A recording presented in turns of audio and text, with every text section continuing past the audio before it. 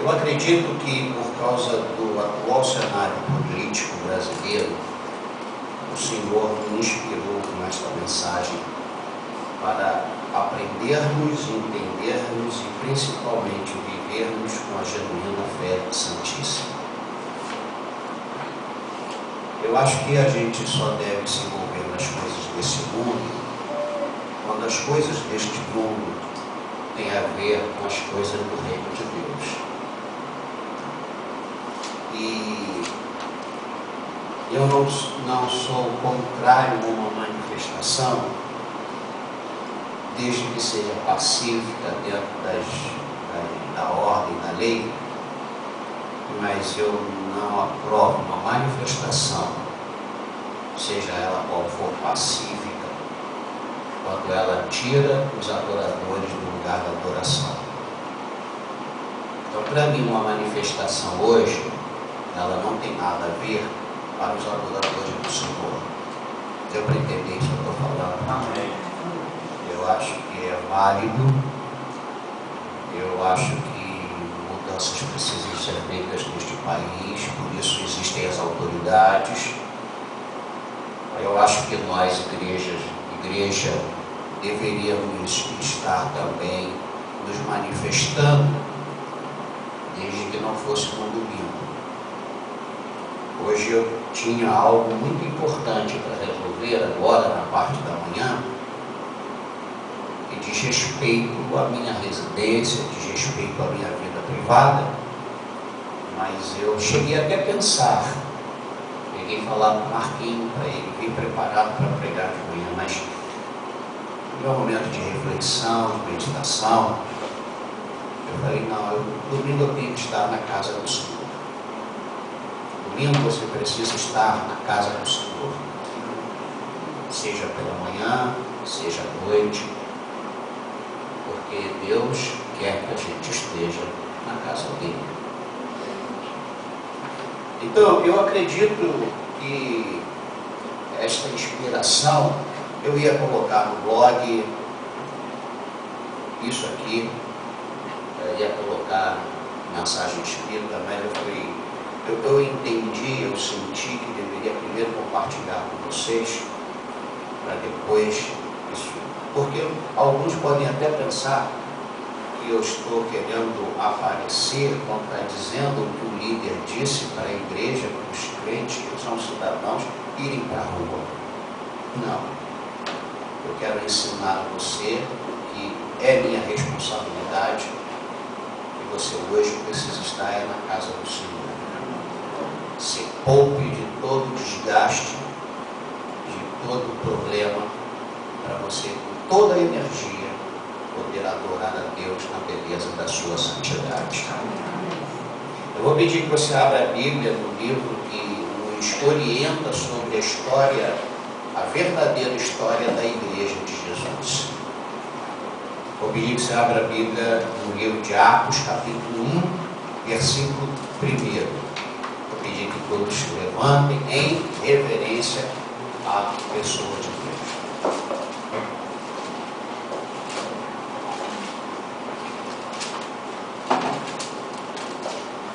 Ainda bem que não são todas as pessoas e todas as igrejas que fecharão suas portas. Atos capítulo 1, versículo 1. Escrevi o primeiro livro, ó Teófilo, relatando todas as coisas que Jesus começou a fazer e a ensinar, até ao dia em que, depois de haver dado mandamentos por intermédio do Espírito Santo aos apóstolos que escolheram, foi elevado às alturas. Que Deus nos abençoe. Vamos sentar.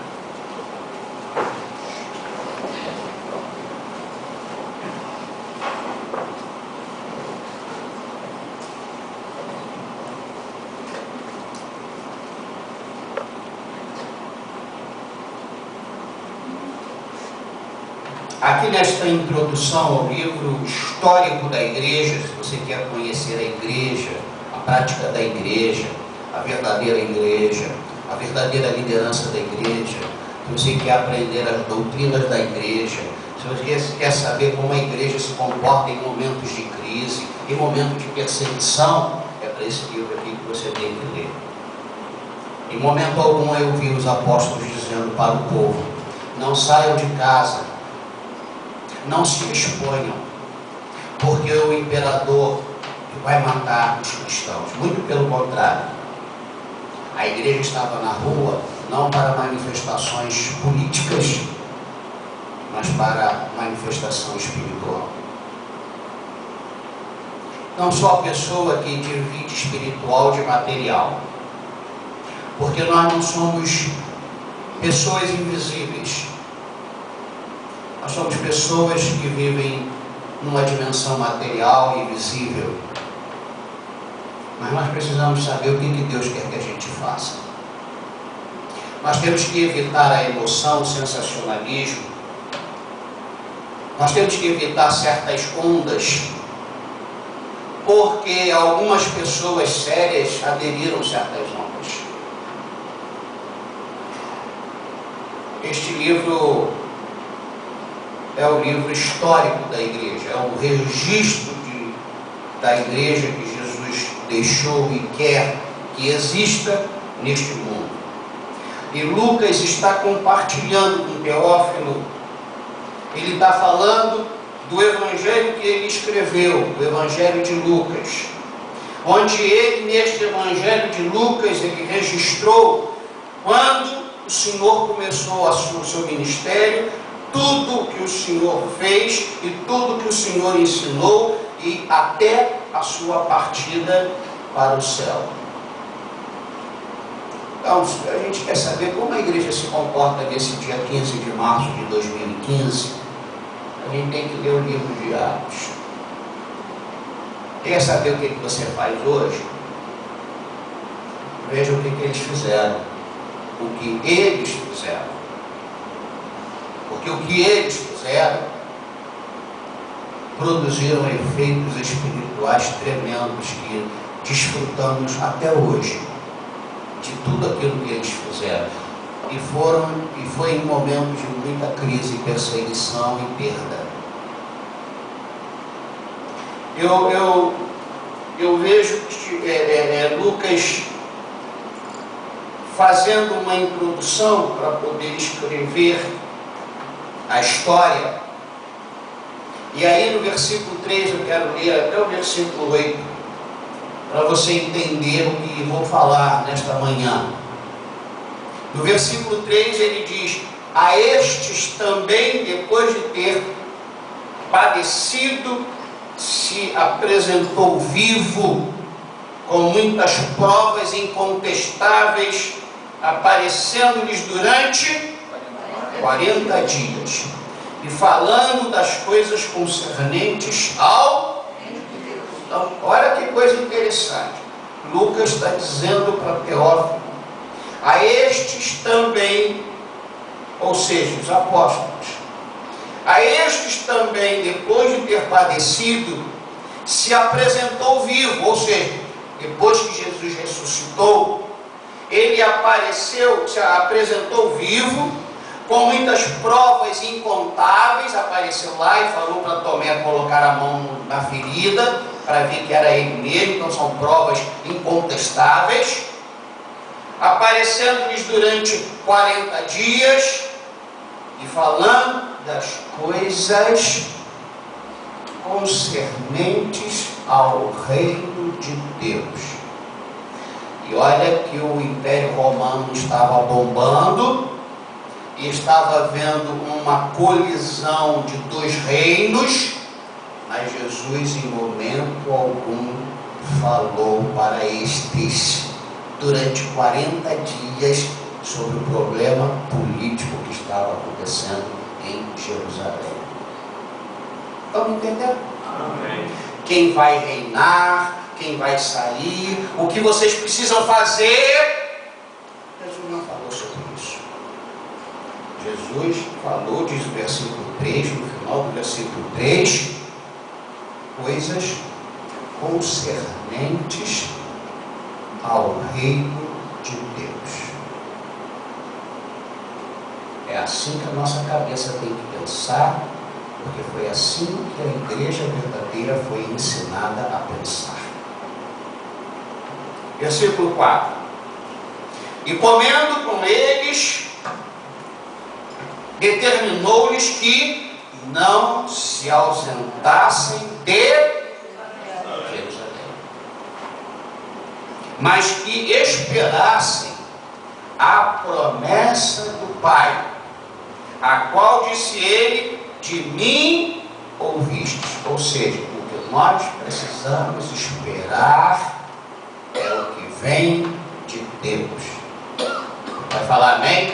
Amém. É o que Deus tem prometido para aqueles que o amam e que o temem. 5. Porque João, na verdade, batizou com água, mas vós sereis batizados com... Não muito depois destes dias. Ou seja, fiquem em paz, porque a bênção prometida não vai demorar. Mas para quem está falando, a bênção prometida não vai demorar. Então Jesus está dizendo, Lucas está narrando, está escrevendo, dizendo que Jesus, durante 40 dias, falou das coisas concernentes ao reino de Deus. E comendo com eles, Jesus determinou-lhes não se ausentassem de Jerusalém, não saíssem do lugar onde ele mandou ficar, mas que esperassem não solução de homens, de autoridades governamentais, mas a promessa do Pai, a qual disse ele: de mim ouviste. E aí está dizendo que João batizava com água, mas todos seriam batizados pelo Espírito Santo. Batismo de fogo e de poder. Aí eu acho interessante que no versículo 6 diz a seguinte coisa: então os que estavam reunidos lhe perguntaram: Senhor, será este o tempo em que restaures o reino a Israel? Respondeu-lhes: não vos compete conhecer tempos ou épocas que o Pai reservou pela sua exclusiva autoridade, mas recebereis poder ao descer sobre vós, e sereis minhas testemunhas, tanto em Jerusalém como em toda a Judeia e Samaria e até aos confins da terra. Marquinhos, pode pôr um pouquinho só de volume para mim? Vocês entenderam o texto? É aqui o início da igreja,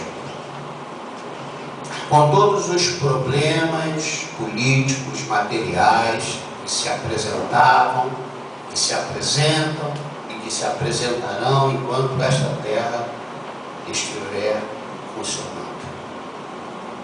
Eu devo ter assistido à mudança da moeda desse país umas 6 vezes. Eu era pequeno quando a ditadura entrou no cenário. Eu já vi tantas coisas. E muitos aqui já viram também comigo. E a Igreja de Jesus não deixou de existir. O Evangelho chegou até mim por causa de pessoas fiéis a Deus. Muito bem, irmãos, neste texto, Lucas é claro quando escreveu relatando que o Senhor se apresentou a estes. Quem são estes? Os apóstolos, aqueles que estavam reunidos, porque durante 40 dias Jesus não falou somente com os apóstolos. Haviam pessoas, discípulos, que seguiam Jesus. Então ele se apresentou a estas pessoas. Sabe uma coisa que eu acho interessante? É que ao Jesus ressuscitar, Jesus não se apresentou a Pilatos, ao sumo sacerdote, aos religiosos. Jesus não foi lá resolver problema político, Jesus não foi lá botar o dedo no rosto de ninguém. Jesus se apresentou a estes, aos apóstolos, aos discípulos. Jesus não falou em quem deveria votar, Jesus não falou que nós íamos ter vida maravilhosa aqui na terra. Jesus falou do poder do Espírito Santo sobre as nossas vidas. Jesus disse que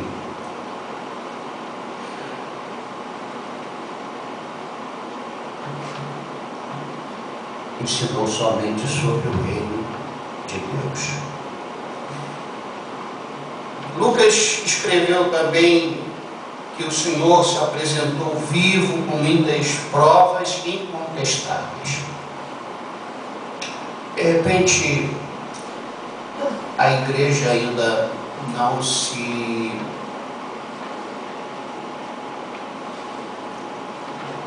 não acreditou ainda nas provas incontestáveis do Senhor. Lucas se apresentou durante 40 dias. Talvez a igreja não esteja percebendo a presença do Senhor. E Lucas falou que Jesus se apresentou falando das coisas concernentes ao reino de Deus. De repente a igreja não está muito satisfeita com as coisas do reino de Deus. Ela precisa das coisas do reino do mundo, do reino de Israel, do reino do homem. Então eu vejo aqui 4 coisas nesse pedacinho. Jesus só se apresenta para quem lhe pertence. Jesus não vai estar hoje na manifestação, porque Jesus não esteve na manifestação em Roma. Jesus se manifesta a estes. A outra coisa é que Jesus não se apresenta vivo com muitas provas incontestáveis para qualquer um. A igreja já deveria estar embasada sobre isso. E Jesus se apresentou durante 40 dias e disse: estarei convosco até a consumação do século. Então Jesus está presente conosco. Mas o ensinamento, a motivação, a palavra de Jesus não tem nada a ver com este mundo. São concernentes ao reino de Deus.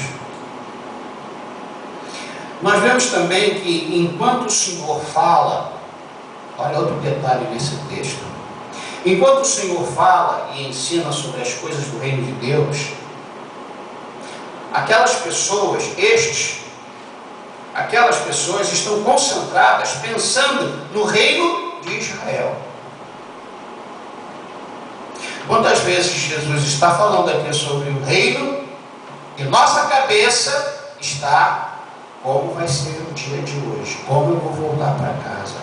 Como eu voltarei para a igreja? Será que eu venho ou não venho?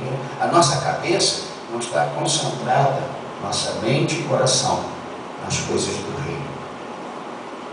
Então eu acho interessante que aqui no texto, no versículo 3, termina Lucas dizendo: e falando das coisas concernentes ao reino de Deus. Aí ele fala algumas coisas, e no versículo 6, as pessoas questionam Jesus. Lucas está relatando: Senhor, será este o tempo em que restaures o reino a Israel? Porque na verdade eles ainda não estavam muito satisfeitos com o reino de Deus, que é paz, justiça e alegria no Espírito Santo. Eles estavam preocupados com o reino de Israel, material, porque Roma estava sufocando Jerusalém. Como esse país está sendo sufocado por uma classe corrupta, mas nós não fomos chamados para resolver este problema. Então eu vejo que enquanto o Senhor falava e ensinava sobre as coisas do reino, as pessoas estavam concentradas e pensando no reino de Israel. ou reino do mundo, reino dos homens, como queiram chamar. Só não devem chamar que eles estavam pensando no reino de Deus. Porque quando a gente não está com a nossa mente no reino de Deus, nós vamos viver preocupados com o reino de Israel. E no caso a gente tem que falar reino do Brasil, no nosso caso. Sempre ao longo da história da igreja, o reino, de como queiramos chamar, tem afrontado, confrontado, tentado ameaçar, aniquilar o reino de Deus. Ao longo da história da igreja, o reino do mundo tem assolado, tem atentado, tem tentado, tem provocado, tem confrontado o reino de Deus. O reino de Deus está imune a toda e qualquer corrupção, mas o reino do mundo é corrupto, está ruindo. Esta Babilônia vai cair.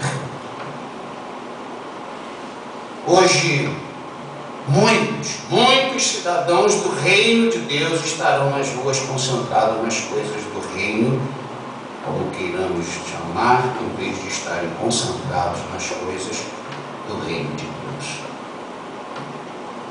Se o meu povo, que se chama pelo meu nome, orar a mim, se humilhar, clamar a mim, eu ouvirei do céu. Isso é Velho Testamento. A igreja tem que fazer isso. Essa precisa ser nossa manifestação. Ao ir para a sua casa, fica preocupado no retorno, não. Fica preocupado em clamar. Fica preocupado com o reino de Deus aqui na terra. Fica preocupado com o que vai acontecer com o Brasil, não. Nosso país tem uma história tão triste pelo fato de como foi colonizado. Mas a hora em que o Brasil se deixar ser colonizado por Deus, será um novo país. Só existe essa saída, gente. É querer se iludir, achar que uma manifestação vai resolver o problema. Se a manifestação da oração e do clamor não acontecer, fica melhor a gente ir para a rua. Hoje muitos cidadãos do reino de Deus estarão nas ruas concentrados nas coisas do reino do mundo, no reino brasileiro, em vez de estarem concentrados nas coisas concernentes ao reino de Deus. De hora em hora, levante um clamor ao Senhor. Peça a Deus não para uma vitória brasileira, mas peça a Deus pela vitória da igreja. Peça a Deus para abençoar os irmãos em Cristo que estão lá na Síria, morrendo decapitados por causa do nome de Jesus. Não é por uma questão política, é por uma questão espiritual. Infelizmente, eu tenho visto o povo evangélico brasileiro ser incitado, convencido a se considerar médico, engenheiro, professor, motorista, etc., antes de se considerar, sentir e viver como um discípulo de Cristo. As pessoas estão mais preocupadas em se formar academicamente do que espiritualmente.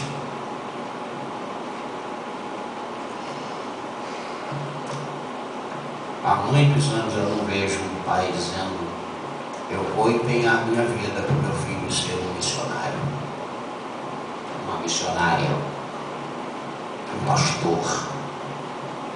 Mas eu tenho ouvido muito.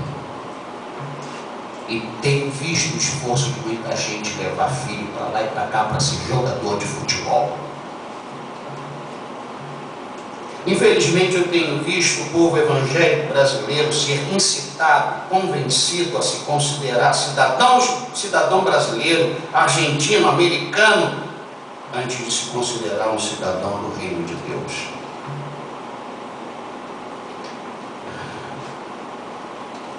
Quando a nossa cabeça pensa como pátria brasileira, a gente não está enquadrado nos negócios da fé. E quando fala de pátria, fala da pátria pela qual eles queriam ir, não aquela a qual eles estavam vivendo. Muitas vezes nos preocupamos com as coisas de menor valor, coisas terrenas, coisas erradas, coisas pecaminosas, esquecendo-nos daquilo que deveríamos estar fazendo. Enquanto o Senhor ensinava e falava de um reino, a mente e o coração dele se preocupavam com outro reino. Que isso sirva de alerta para cada um de nós. Enquanto o Senhor ensinava e falava de um reino, eles estavam ocupados com as coisas em vez de se concentrarem no que deveriam fazer. A tua preocupação hoje não deve ser outra, nem hoje, nem domingo que vem, nem no outro domingo. A tua preocupação não pode ser outra, a não ser vir para a casa do Senhor, estar na casa do Senhor, aprender a palavra na casa do Senhor, querer servir o Senhor na casa do Senhor. Além do fato de que não deveriam se preocupar com datas, sua tarefa, porque o que Deus falou para a gente se preocupar e fazer bem é testemunhar de Deus e do seu Evangelho. Você tem que ser essa testemunha. Se há alguma preocupação em você com a função ou o que você deve fazer, é ser uma testemunha de Jesus. Como Lucas foi, como os apóstolos foram, razão pela qual o Evangelho chegou até nós. Porque pessoas testemunharam de Jesus. Ficar preocupado que o mundo vai acabar? O mundo vai acabar. Preocupado com a hora, vigiando. Essa foi a preocupação deles. Ele falou assim: não se preocupa com isso não. Fica em paz. Isso é da responsabilidade do Senhor. Qual é a tua responsabilidade? Ser testemunha de Jesus. Aonde? Em todo lugar. Quando? Todas as horas. Desde a hora que você acorda até a hora que você vai dormir. Você tem que estar preocupado em ser uma testemunha de Jesus. Vocês viram um vídeo que eu postei no blog, no Facebook, e mandei, eu acho que eu mandei também para os discípulos da igreja, sobre o pastor coreano, que está impressionado com a igreja evangélica no Brasil. Ou seja, é uma porcaria.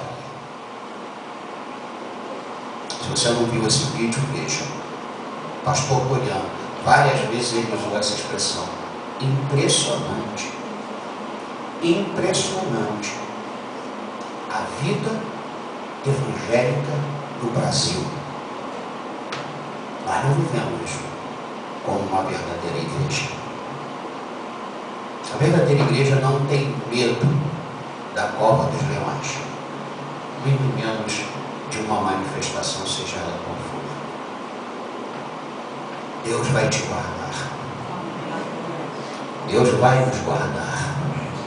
Esse é o compromisso de Deus para com aqueles que Deus ama. Se você ama Deus, Deus vai te guardar. Você está debaixo da proteção de Deus. Em resumo, Jesus está dizendo para essas pessoas aqui, não para o sinédrio, não para o sacerdote, não para Pilatos, não para o governador, não para o imperador, não para o presidente, não para o deputado. falando para a igreja, falando para você. Parem de se ocupar com aquilo que compete somente ao Pai. E façam aquilo que lhes foi designado. E aí eu pergunto agora, será que estamos fazendo o mesmo que os discípulos? Você está fazendo o que os discípulos fizeram? Você está fazendo o que um discípulo precisa fazer nesta terra? Será que estamos ocupados com inúmeras coisas que não nos dizem respeito e deixamos de fazer o que realmente é nossa tarefa? É preciso deixar que Deus faça aquilo que só Ele pode fazer, concentrando-nos naquilo que Ele espera de nós. Deus nos deu uma tarefa, e é isso que Deus espera de nós, não mudar o Brasil. Aliás, isso não está nos planos do Senhor, mudar o Brasil. O reino de Deus aumenta à medida em que cada alma é resgatada das trevas para a luz. É assim, é nisso que a gente tem que se concentrar. Mas se nós mesmos não estamos vivendo esta vida, como nós podemos ser testemunhas para pessoas viverem esta vida? O que os cidadãos do reino de Deus estarão testemunhando hoje nas ruas? Neste momento histórico, político brasileiro, em vez de estarem reunidos nas embaixadas aos pés do Senhor, orando, clamando, louvando e adorando a Deus. Onde Deus nos quer hoje? Onde Deus quer você hoje? O que Deus quer te ensinar para você, para amanhã, quando as cinzas estiverem, gente chorando, você ser a luz para iluminar, dar uma perspectiva de vida para estas pessoas. Por isso nós precisamos aprender aqui para viver lá fora. Como cidadãos do reino de Deus, não nos compete mexer com política. Como cidadãos do reino de Deus, não nos compete fazer baderna. Como cidadãos do reino de Deus, não temos que defender A ou B, porque o embaixador, ele nunca pode falar o que ele pensa, o que ele acha. Ele só pode se reportar e falar com base no país dele. Então, nós só podemos falar alguma coisa em nome daquele que nos enviou. Eu não posso chegar e ir para a rua e dizer, mas eu acho isso, eu penso aquilo. Não. Eu preciso estar na rua para dizer, o reino de Deus é comparado a isso, assim, assim. O reino de Deus diz isso. No reino de Deus se faz assim. No reino de Deus é desse jeito. Esta é a nossa posição como testemunhos. Mas deixa eu falar para você o que nos compete como cidadãos do reino de Deus. Abra lá em 1 Timóteo capítulo 2.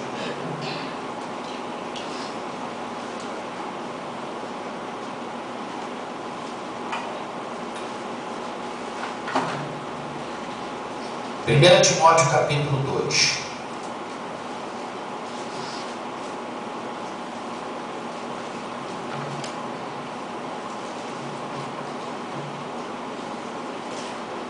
Lá no Velho Testamento, Deus convoca a nação para, se o meu povo, que se chama pelo meu nome, se orar, se humilhar, e etc, etc. Vamos ver agora o que o Novo Testamento diz para a gente fazer. 1 Timóteo 2, acharam? Versículo 1. Antes de tudo, pois, exorto que se use a prática de orações, intercessões, ações de graças, em favor de todos os homens. Em favor de quem mais? Dos reis. E de quem mais? Todos que se acham cheios de autoridade. Para que vivamos vida tranquila e mansa, com toda piedade e respeito. Isto, versículo 3, leia em voz alta. Você que está me ouvindo aí na internet, isto é bom e aceitável diante de Deus, nosso Salvador. É isso que a igreja tem que fazer. Você que está vendo na internet,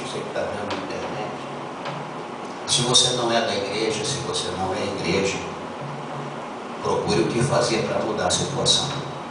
Mas você que é da igreja, você que é a igreja, use a prática de súplicas, a prática da oração, a prática da intercessão, a prática das ações de graças em favor de todos os homens, em favor dos reis e de todos os que se acham investidos de autoridade, para que vivamos vida tranquila e mansa, com toda piedade e respeito. Isto é bom. E eu vejo como se Paulo dizendo a Timóteo: isto é que é bom, isto é que é eficaz, e é isto aceitável diante de Deus. Ou seja, fazendo isso, Deus vai fazer a parte dele, porque esta é a minha parte, é a tua parte, é a tua parte como igreja de Jesus neste mundo. Curva a sua cabeça.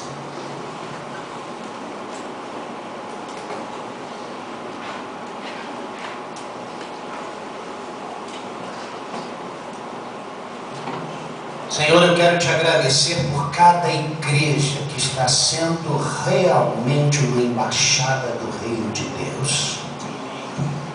Eu quero te louvar, Senhor, Deus Todo-Poderoso, por cada homem de Deus que está sendo embaixador do reino de Deus.